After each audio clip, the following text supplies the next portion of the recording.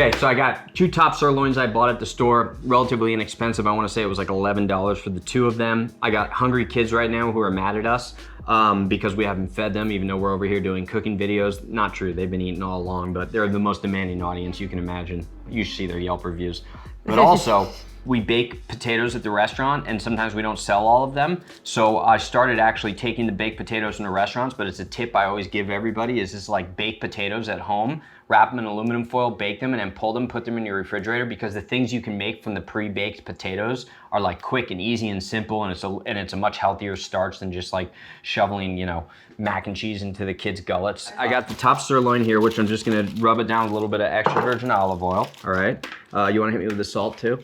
Salt, of course. Salt me on the steaks. It's a 2-person job, but you know, this is how you jazz up your relationship in life, in the kitchen.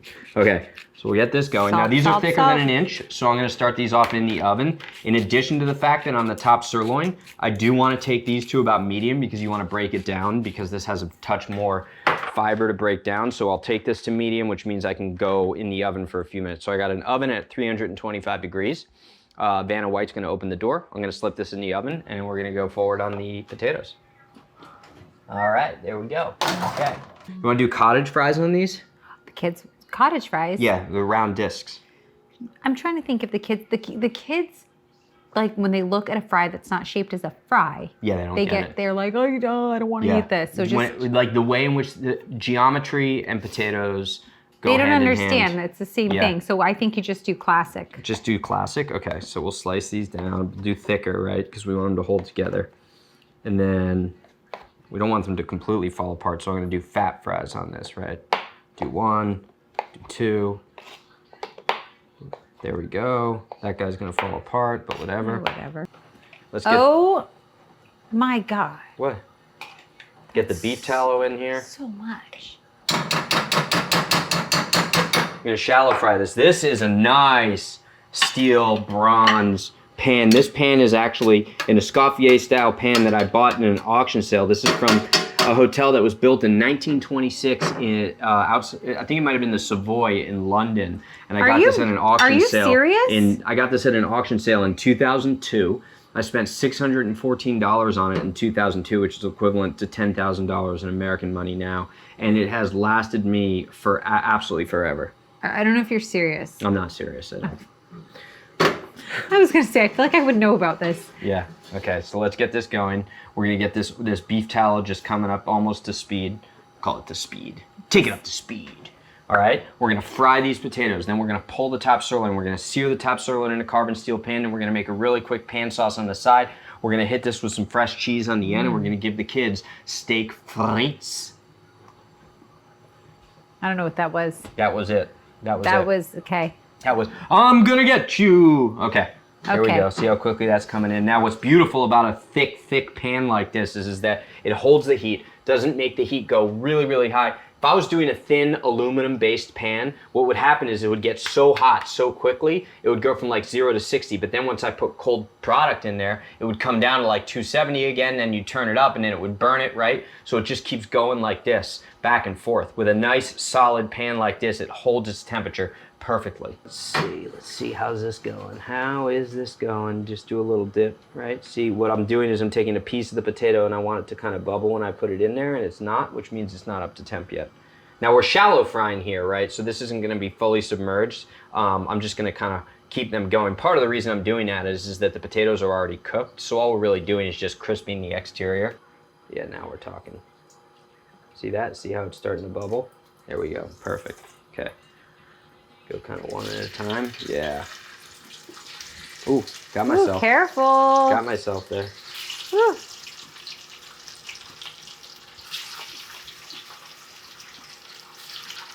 Try and do like one thin layer.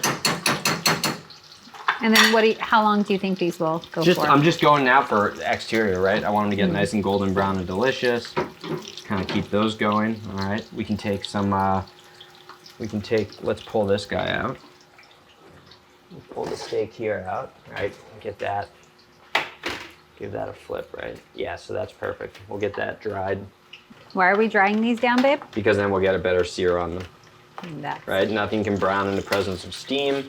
and there's moisture on the exterior from when we cook them in the oven. So you want to make sure that you get them nice and dry before you finish your reverse sear. Salt those guys down. We'll get this going here.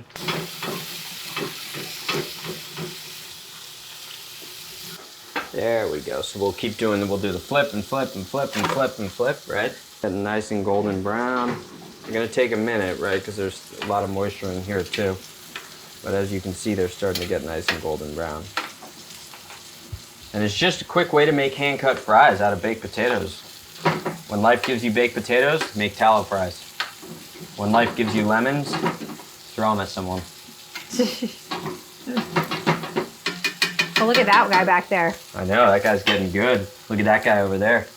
Hey there, buddy. How you doing? Pretty good, huh? Well, see you later. Okay, let's start doing the flip on this. Pretty. I think we're gonna switch, right? So let's switch. Here. Because this one we want to keep lower, this one we want to get higher. So I'm gonna do this. Oh, you're gonna switch. Yep. I think you meant you and me. I was like, okay. We can switch too.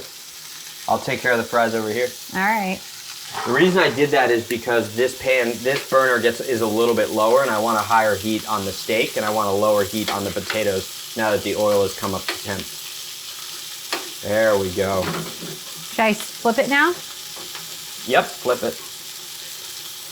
See that? Beautiful. Now you're getting that nice sear on there, yep. So you'll keep doing that. Keep getting these guys going. Now these are sensitive, right? If you want to call it that. These have read a lot of Sylvia Plath. Ooh, look at that. Oh yeah, now we're talking. And you can even go, because these are such fat squares, you can even sear that side and sear that side, because then you're just amplifying the Maillard browning, named after Dr. Maillard. You love that little fun fact. I love Dr. Maillard's a good guy. He's a good guy. I wish I knew him. I would have taken him out to dinner, maybe bought him a Frappuccino at Starbucks.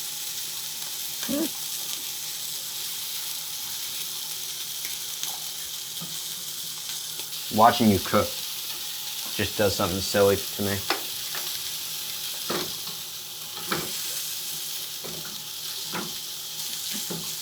If you're apprehensive about blanching fries and like going through the whole process of cutting and soaking and blanching and deep frying, do it this way. Just bake your potatoes, cool them, put them in the refrigerator, and then when they're cold, slice them just like this, and then shallow fry them in a pan exactly the way I'm doing it.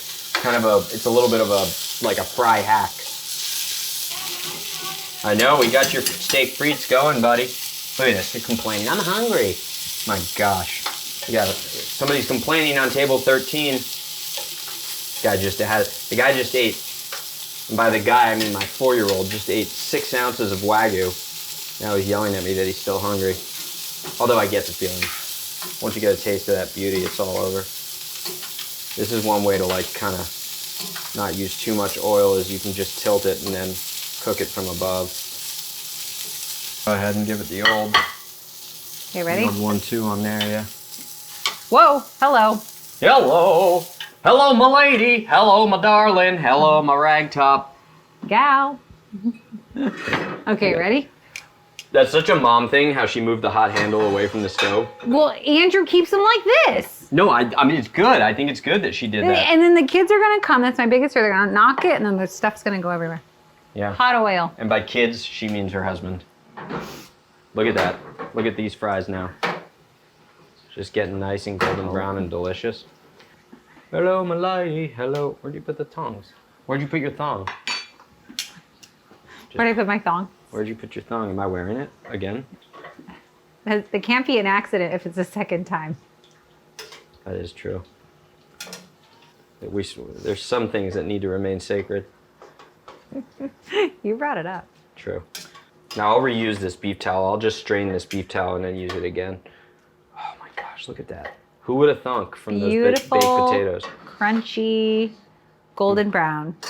Okay, so now take this over here. All right, this is beautiful. This gets me so excited. Are you emotional right now? I'm emotional because it just gets me so excited. Get a little bit of butter on there.